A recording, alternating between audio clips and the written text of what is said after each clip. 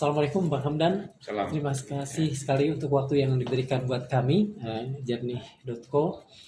Kami ingin bertanya tentang Syarikat Islam. Kami mendengar bahwa dalam kepemimpinan Bang Hamdan sekarang ini, Syarikat Islam mencanangkan untuk katakan kembali ke kitoh lah atau kembali ke azimut gitu, dengan menggerakkan perekonomian masyarakat, perekonomian umat.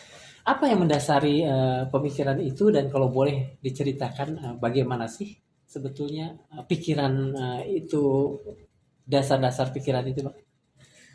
Iya, salah satu problem umat dan juga bangsa pada saat sekarang ini adalah pada kemandirian ekonomi. Betul. Secara bangsa, kita ini ekonominya sangat timpang. Betul. Sangat dikuasai oleh kelompok kecil konglomerat. Betul.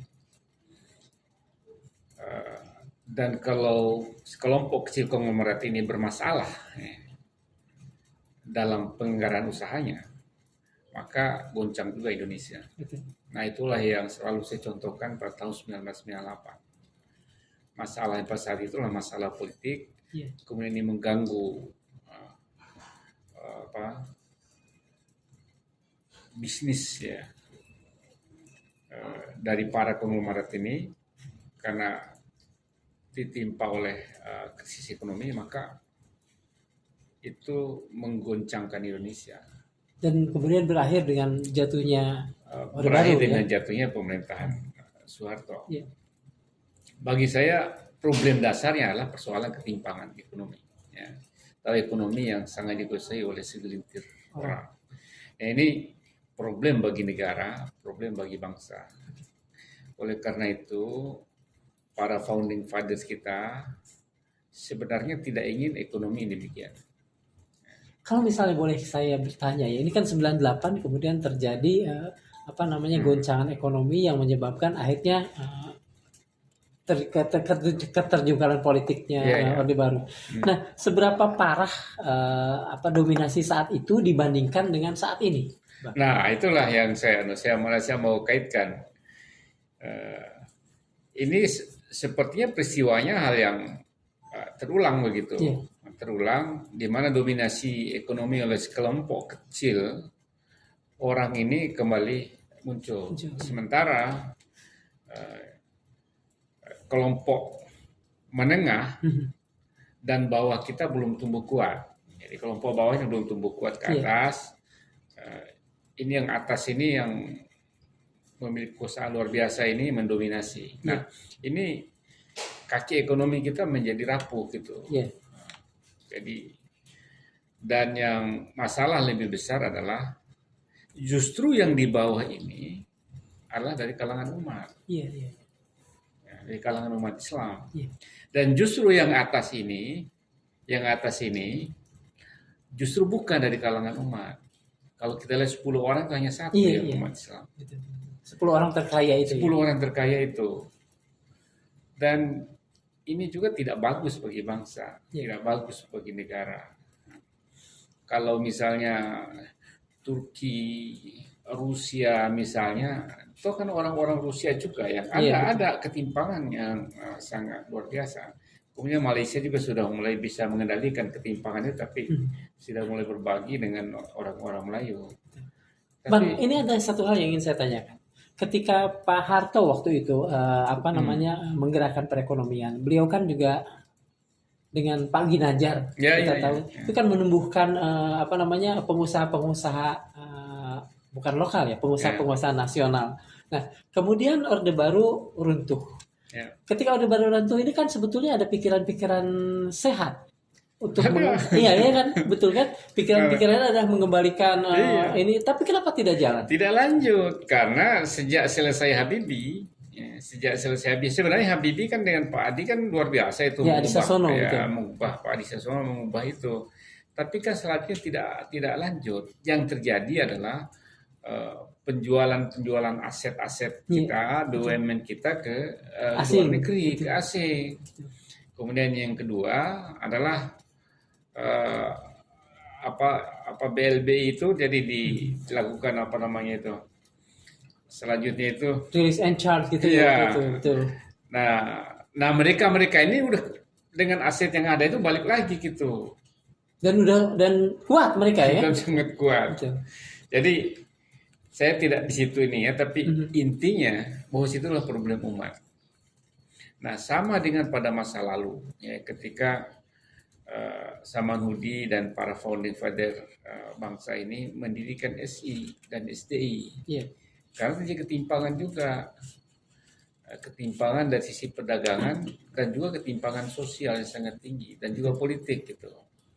Nah, ada golongan paling tinggi itu golongan Eropa, ya, Belanda dan Eropa, kemudian golongan yang Timur asing itu ya? strata kedua timur asing, ya, Tionghoa, Iya, betul. Timur asing, kemudian kita itu di kelompok ketiga. Nah, para industriawan itu pemegang kendali ekonomi itu adalah orang Belanda dan Eropa, pedagang tengahnya, pedagang besarnya adalah orang Tionghoa, Timur Asing, kemudian terakhir adalah Bumiputra. Iya.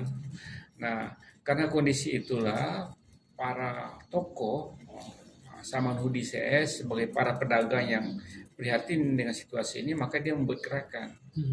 Gerakannya adalah Serikat Dagang Islam. Serikat Dagang Islam itu memang ada dua tujuannya. Pertama adalah saling membantu para pedagang Bumiputra ya, Islam untuk menaikkan harkat dan kekuatan ekonomi mereka. Betul. Kemudian menyebarkan ajaran Islam, Betul. dakwah ajaran Islam memang dua. Nah, itu kan 2015 ya, 2015, 1905 ya. 1905. Nah, Bang, 1905 itu terjadi apa namanya ketidakadilan ekonomi Iya, lah katakan terjadi. Kemudian 1945 kita merdeka. Iya.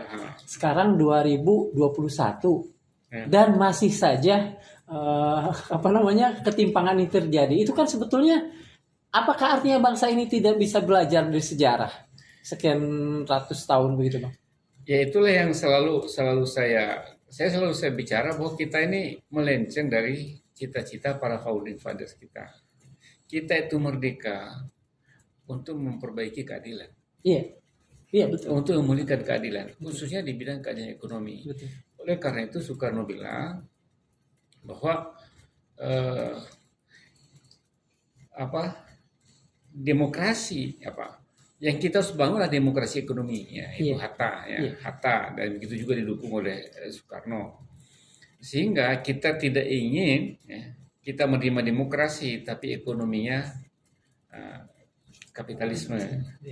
Karena kata Soekarno, demokrasi dengan kapitalisme itu hanyalah untuk melanggengkan kekuasaan kaum kapital. Okay. Itu jelas sekali. Jadi kalau demokrasi kemudian kapitalisme itu melanggengkan kaum kapital. Dan itu bukan itu tujuan kita merdeka bahkan ya. Merdeka bukan itu. Jadi karena itu Soekarno memperkenalkan apa yang dimaksud dengan sama Hatta, demokrasi ekonomi. Demokrasi ekonomi itu ekonomi kekeluargaan, ekonomi kerakyatan, dan ekonomi yang demokratis. Ya, demokratis itu. Jadi ini yang banyak yang dilalaikan. Bang, sejak kapan sebetulnya kalau terjadi kelalaian, sejak kapan ada penyimpangan ini terjadi?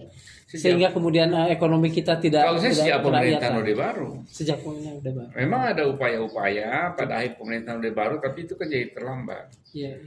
Kenapa misalnya setelah terjadi reformasi kita bahkan sama sekali tidak, kan ada semacam penjungkir balikan pikiran-pikiran Orde Baru ketika reformasi. Kenapa ini alpa? Justru pengabaian itu lebih parah itu setelah reformasi yang tidak pernah terpikirkan untuk membangun demokrasi ekonomi. Yang dipikirkan adalah bagaimana memulihkan ekonomi. Jadi beda. Pemulihan ekonomi dengan membangun demokrasi ekonomi itu dua hal yang beda. kalau memulihkan ekonomi, mengundang investor sebanyak-banyak untuk masuk ke sini. Invest in my country. Iya, jadi itu juga ciptaker itu. Iya, iya, cipta kerja. Iya, aku yang undang sebanyak-banyak orang ke sini. Artinya secara paradigma punten salah kan ya ini kan? Bagi saya salah. Oke. Bagi saya salah. Betul. Jadi karena itu, bagi saya SI tidak asal. Kita tahu semua orang ahli ekonomi akan menyatakan, terutama yang memihak kepada ekonomi kerakyaan akan menyatakan hal yang sama. Tapi kan tidak bisa kita hanya teriak-teriak, itu kan tataran kebijakan. Iya, betul. Kebijakan negara. Betul. Saya bilang kita harus bangun gerakan bawah.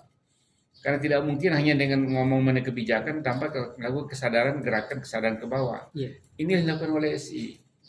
Oke, secara real nantinya akan dilakukan SI untuk katakan saja mengembalikan kedaulatan ekonomi umat atau rakyat ini bagaimana, Bang?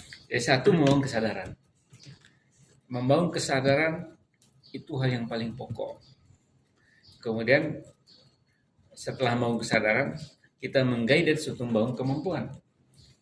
Kan gitu. Nah, kemudian dengan membangun kemampuan, terus mendampingi, ya, mencerahkan begitu. Nah, itulah proses yang butuh waktu, tidak bisa singkat gitu. Persiapan untuk ini kira-kira bagaimana, Bang? Apakah akan memperbanyak orang yang kira-kira bisa melakukan pendampingan ke publik atau gimana? Ya, itu betul. Jadi kita semakin ini, saya dalam pengalaman di 5 tahun terakhir ya, 5 tahun terakhir saya sejak memimpin SI, tidak mudah gerakan ini rupanya. Oke. Tidak mudah. Yang pertama, hambatannya adalah tadi, kita harus membangun kesadaran bahwa ini masalah kita. Karena banyak kan umat kita itu terlalu sangat tertarik pada urusan politik yang sesaat. Oke. Ya. Kalau diajak untuk itu cepat. Iya. Reaktif. Ya? Reaktif, cepat sekali. Tapi memikirkan jangka panjang begini tidak mudah. Kemudian yang kedua, dari sisi yang lain, ya memang kemampuan gitu. Kemampuan, kemudian termasuk ya permodalan, tapi yang paling penting bagi saya permodalan itu urusan terakhir. Jadi kesadaran, kemauan, dan menanamkan kemampuan dan keahlian itu yang paling penting. Baru permodalan bagian akhir permodalan. Sebab saya kaji dari berbagai pengalaman, itu permodalan itu bagian yang paling akhir yang kita ajarkan. Bang, demokrasi ekonomi ini adalah sendi kehidupan ekonomi negara kita. Kalau saya tidak salah mengambil apa yang Abang katakan tadi. Sementara tadi juga kita sudah mengatakan bahwa ada semacam kemelencengan, penyimpangan. Apakah bisa kita kembali ke titik nol dengan baik untuk memulai sesuatu yang baik, atau misalnya kata orang itu reformation within, menarik sedikit-sedikit sehingga kemudian lempeng lagi. Iya. Yang mana yang saya bilang bisa? Tidak, revolusi bukan zamannya lagi, itu justru revolusi artinya kita balikan sekalian, itu tidak mungkin. Nah, itu kan justru merusak. Yang kita lakukan adalah menaikkan yang bawah. Oh, iya. Kita hendak menaikkan yang bawah. Jadi karena itu harus diikuti oleh kebijakan-kebijakan pemerintah, bangun kesadaran ini, menaikkan yang bawah ini, kemudian yang atas bagaimana caranya tidak terlalu mendominasi seluruhnya. Itu harus ada kebijakan. Sekarang ini kita bebas sekali. Kira-kira kebijakan seperti apa yang akan katakan saja memberikan ruang untuk ide ini, ide keadilan? Sekarang dari sisi ke atas ya, dari sisi yang atas ya, memang ada anti monopoli. Ya. Undang-undang anti monopoli, oligopoli dan seterusnya. Itu kan bahkan ada komisi persaingan usaha juga ya. Itu hanya dari perspektif cara pandang liberal. Kenapa cara pandang liberal? Kenapa di Amerika memerlukan undang-undang anti monopoli? Karena bebas kan? Iya. Karena bebas, dia butuh undang-undang anti monopoli. Seharusnya kita kan tidak begitu cara pandangnya. Kebebasan itu sudah karena falsafah kita kan bukan falsafah itu. Iya, betul. Jadi harusnya dari sisi kebijakan awalnya yang diatur sedemikian rupa sehingga orang tidak bebas gitu. Iya. Kan itu yang harus dibangun. Iya, itulah problem kita. Jadi dulu ketika konglomerasi luar biasa, dibuatlah undang-undang anti Monopoli. monopoli. Mhm. Nah ini kan perspektif Amerika Iya, sebenarnya. iya. Saya sebenarnya saya tulis itu saya perspektif Amerika karena untuk menghadapi falsafah individualisme dan ekonomi pasar. Nah, apa yang terjadi sekarang ini fungsi mereka itu hanya berkaitan dengan itu. KPPU itu Iya, KPPU. hanya berkaitan dengan gimana mereka tidak memakan yang lain dengan cara zolim gitu. Iya, iya. Kan hanya itu. Iya. Tapi bagaimana membuat ekonomi ini merata, tidak ada. Bukan urusan dia Bukan gitu. urusan dia, ya. Merasa bukan apa Bukan bidangnya. tugas dia juga ya. Bukan bidangnya gitu. Jadi saya melihat sini problemnya. Karena itu negara harus ikut. Ya. Kalau dalam anti persaingan itu kan ekonomi yang curang ya dilakukan dengan curang, menaik mengatur harga apa segala. Sebenarnya kita maksud saya tidak begitu. Tapi dalam penguasaan ekonomi oleh yang atas ini harus dibatasi. Oke. Dibatasi gimana? Kita ini nggak ada pembatasan yang bisa begini. Orang bisa kalau menguasai dari hulu sampai ke hilir memang tidak boleh. Iya. Sekarang ini. Iya. Ya, memang itu kan ada anunya. Tapi walaupun tidak boleh, tapi kan secara ini kan tidak bisa dihindari. Katakanlah misalnya caluk Porpam itu kan dari hulu sampai ke hilir. Siapa yang bisa ini? Kemudian yang kedua, tidak ada batasan sama sekali. Seorang konglomerat menguasai keuangan, perbankan, pertanian, peternakan, berbagai sektor ya. Tidak ada. Iya. Tidak ada. Karena itu konglomerat Indonesia bisa menguasai seluruh sektor. Di banyak negara, tidak ada lagi yang kini. Iya. Betul. Tidak ada lagi yang kini. Tapi begini Bang, ketika itu terjadi dan itu sebetulnya bertentangan dengan katakan saja ide dasar dari ekonomi Indonesia, mengapa kemudian yang muncul justru undang-undang cipta kerja yang membolehkan bahkan misalnya asing menguasai lahan, asing menguasai sampai sekian sampai lebih dari dominan di gitu. undang-undang cipta kerja dua kontradiksi bagi saya. Yang pertama membuka selebar-lebarnya ya bagi investor mempercepat proses usaha. Tapi pada sisi lain memang dia berikan kesempatan yang besar dan luas kepada usaha kecil. Memang di undang-undang bagaimana mungkin kuat kan? Makanya jadi pemerintah harus punya, negara harus punya pemihakan. Saya bilang harus punya pemihakan. Jadi ini harus serius. Kalau nggak dimakan lagi gitu loh. Nah kalau dalam cita-citanya bagus, tapi kalau dalam implementasi tidak ada pemihakan, nonsens. Jadi kita hanya perkuat ekonomi yang tidak sesuai dengan falsafah bangsa itu. Itulah kekhawatiran saya. Jadi karena itu sekali lagi ini. Lalu kenapa ini mungkin lebih fokus ke SI-nya. Lalu kenapa SI mengambil jalan itu? Tadi salah satu dasarnya, tapi kemudian yang kedua tidak ada ormas Islam yang memiliki fokus di sini. Fokus ormas Islam itu katakanlah Muhammadiyah, NU kan di bidang pondok pesantren dan dakwah. Ada gerakan ekonomi tapi kan bukan tidak dominan ya, betul. Tidak dominan ya. Begitu juga Muhammadiyah. Muhammadiyah kan pendidikan, kesehatan dan sosial. Nah, masalah ekonomi tidak jadi perhatian utama. Karena itu saya bilang kita SI masuk ke sini. Ini dakwah, inilah yang saya istilahkan dakwah ekonomi. Jadi SI masuk ke dakwah ekonomi. Karena itulah problem bangsa, itulah problem umat gitu. Dan itu juga fokus SI ke depan di sana. Ini fokus di sini, fokus SI. Jadi saya bilang sampai kapanpun inilah fokus SI.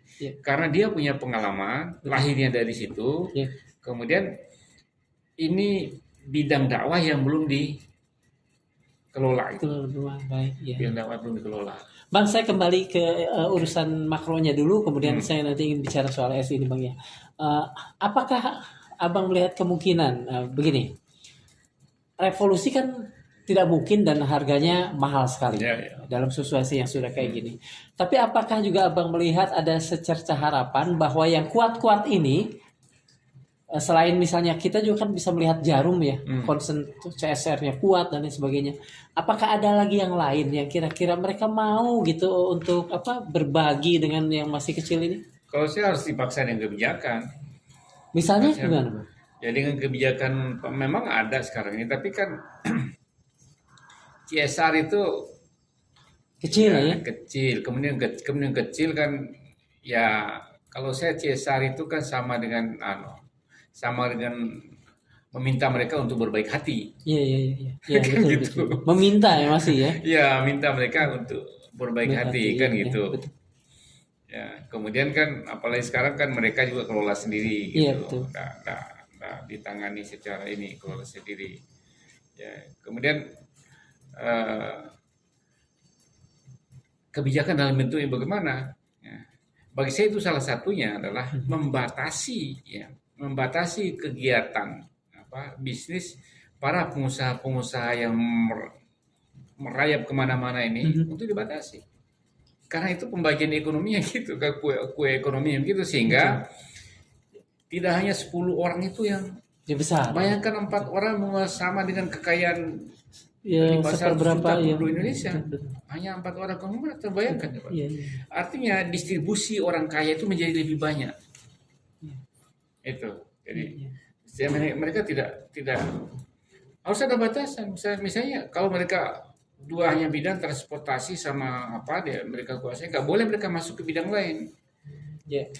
Gitu juga misalnya mereka pertanian dan peternakan. Udah di sana ya. Udah situ nggak boleh masuk perbankan, biar orang lain. Karena kalau nggak dia masuk perbankan, dia masuk apa, selesai. Jadi Iya. hanya sekelompok kecil Iya, orang iya, itu iya. yang Dan menguasai terjadi ekonomi lagi kolaborasi ya pada akhirnya kan. dan menguasai ekonomi. Iya, betul. Dan menguasai Indonesia malah pada akhirnya. Kalau dalam bayangan Abang, kira-kira berapa sektor yang masuk akal dikuasai oleh satu grup lah misalnya? 2 tadi. Kalau saya paling tinggi Paling tinggi 2. paling tinggi 2 bisa masuk. Itu pun harus dibatasi. Iya. Itu dibatasi. Itu kan artinya membagi. Ya udah kalian untuk pertanian aja gitu. Justru Sekarang soal possibility-nya Bang. Apakah mungkin ketika misalnya kita tahu bahwa sekarang satu grup itu menguasai hulu sampai hilir, tadi mohon maaf dicontohkan Bisa. Chonan Pokpan misalnya. Caranya? bisa Bisa. dengan kebijakan negara. Ini di OJK datanya ada semua. Di KPPU dia tahu semua, dia dikuasai ekonomi apa aja, tapi mereka tidak bisa melakukan apa-apa, tidak ada undang. Mengapa negara tidak yang, ada yang yang menghalangi seharusnya mereka? berdaulat tidak bisa melakukan apapun, Bang? Kalau apakah pemimpin-pemimpinnya tersandera atau gimana? Bagi saya sebenarnya perhatian para pemimpin aja yang kurang. Oke. Mengapa perhatian mereka kurang, jadi, Bang? Ya ini seperti lingkaran setan jadinya. Iya. Betul. Karena pembentuk kebijakan itu, ya sekarang ini gini, inilah yang sangat dikhawatirkan oleh para founding fathers kita, Soekarno, Hatta, bahwa ketika ekonomi kita bangun sedemikian bebas, kemudian tidak membangun fondasi demokrasi ekonomi rakyat, maka melanggengkan kekuasaan para pemilih modal tidak. Iya, betul. Itu implikasi. Mereka juga yang kemudian bisa memilih siapa yang akan memimpin ya, Bang. Mereka siapa yang akan memimpin, siapa yang menentukan kebijakan, dan kebijakan pasti akan menentukan mereka. Iya. Itu problem besar. Itu sudah terjadi kan? Ini terjadi. Ada satu rumus sederhana nggak untuk mengembalikan negara ini pada track yang sebenarnya sebagaimana diinginkan founding father? Bagi saya itu, jadi ini berbagai undang-undang di bidang ekonomi yang harus ditata. Jadi, tapi wilayah HSI karena kemampuan yang terbatas di ekonomi tadi digerakkan di bawah, ya.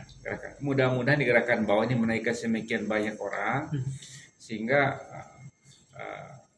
demokrasi ekonomi tumbuh, kelompok menengahnya tumbuh. Inilah yang bisa menentukan dalam pemilu, tapi jangka panjang. Jadi saya tidak berpikir satu dua pemilu, tapi jangka panjang. Tapi harus kita bangun. Kalau yang sudah diprediksi, yang sudah direncanakan, katakan saja dalam perhitungan SI, kira-kira berapa lama keadilan sosial ini bisa meskipun tidak terjadi ya terbalik, ada pembalikan lah gitu arah ke arah yang benar. Kalau prosesnya tidak merupakan sebuah revolusi, ini panjang dan gradual kan, tidak mungkin sekaligus. Ini kita bisa berubah ini kalau 35 tahun yang akan datang. Itu kalau itu pun kalau misalnya semangat SI ini bisa Kalaupun tapi saya sekarang luar biasa sekarang. Saya kira saya menyuarakan ini sejak 5 tahun lalu, tapi sekarang ini di berbagai ormas Islam sudah memiliki memiliki semangat yang sama, kesadaran kesadaran yang sama. Jadi saya lihat, saya mengumpulkan anak-anak misalnya para usahawan muda, ya semangat memompa usaha, semangat wirausaha ini tumbuh seluruh Indonesia. Ini tumbuh. Jadi gerakan itu yang kita mau bangun. Jadi pada akhirnya kemudian nanti mudah-mudahan dari perubahan di bawah ini yang Perubahan di bawahnya akan merubah struktur keseluruhan politik secara keseluruhan, karena dengan orang-orang ini akan bisa mengubah kebijakan. Kalau tidak lakukan gerakan ini selama-lamanya ini mereka dengan membentuk apa? Dengan membentuk kelas menengah atau wirausaha atau apa namanya, Bang? Iya, bagi industri. saya sih dengan memperbanyak wirausaha akan menaikkan kelompok kelas menengah itu otomatis. Itu otomatis. Siap. Karena semakin tinggi, ya, kalau kita studi di berbagai negara, semakin tinggi kelompok wirausaha, maka itu kelompok menengah semakin banyak. Kita ini wirausaha hanya 2,6%. Iya. Malaysia Angka ini sudah 5%, 5%. Singapura 8%. Jadi dengan menaikkan kelompok menengah ini akan. Ini dimulai dengan apa, Bang? Tahun inilah paling tidak. Nah inilah kita membangun kesadaran ini dengan berbagai gerakan saat sekarang ini. Banyak sekali gerakan yang kita buat. Misalnya, Bang? Ini termasuk ini. Nih. Ini tumbuh dari kesadaran. Sekolah Saudagar Syarikat Islam Kota Bogor, Pak. Ya, dulu pernah kita bikin juga di sini sekolah saudagar. Oh iya. Oke, alhamdulillah. Ini salah satu contoh. Artinya, tapi kesadaran ini muncul. Betul. Sekarang artinya ini real ya, sesuatu yang real yang sedang diupayakan oleh SI. Kalau dari sisi mereka yang di atas, pengusaha-pengusaha besar, ada sokongan kesadaran untuk ikut menyokong yang kecil sehingga tumbuh ini? Atau belum ada? Harusnya tumbuh kesadaran. Tapi memang saya banyak bicara dengan mereka. Mereka juga khawatir. Khawatir mereka tergeser atau khawatir ada khawatir dengan kondisi yang begini. Okay. Jadi karena itu kebijakan pemerintah menjadi sangat penting. Mereka juga khawatir ada ini sosial gitu ya, ada gerakan sosial gitu ya. Mereka khawatir. Iya betul. Karena orang lapar ini kan bisa melakukan apa-apa. Bisa rusak dalam sekejap. Voltaire bilang jangan bikin rakyat lapar, mereka akan bangun dan menggigit. Mereka juga khawatir karena itu memang pentingnya kebijakan. Tapi sekali lagi, kalau kita ngomong kebijakan, kita sekarang nih hanya bisa bersuara tapi tidak mengubah apa-apa gitu. Iya. Tidak mengubah apa-apa. Betul. Sementara, nah ini Bang, DPR sendiri kan katanya saat ini sudah dikuasai oleh kalangan usahawan. Itu saya bilang tidak akan mengubah apa-apa karena semua sudah dikuasai, jadi harus ada gerakan gitu. Oke, ya. Berarti firm bahwa yang dilakukan oleh Syarikat Islam adalah sesuatu yang nyata yang akan segera dimulai ya Bang. Betul. Alhamdulillah. Sahabat Jernih, demikian perbincangan singkat kita dengan Bang Hamdan Julfa. Terima kasih atas perhatian Anda semua. Assalamualaikum warahmatullahi wabarakatuh.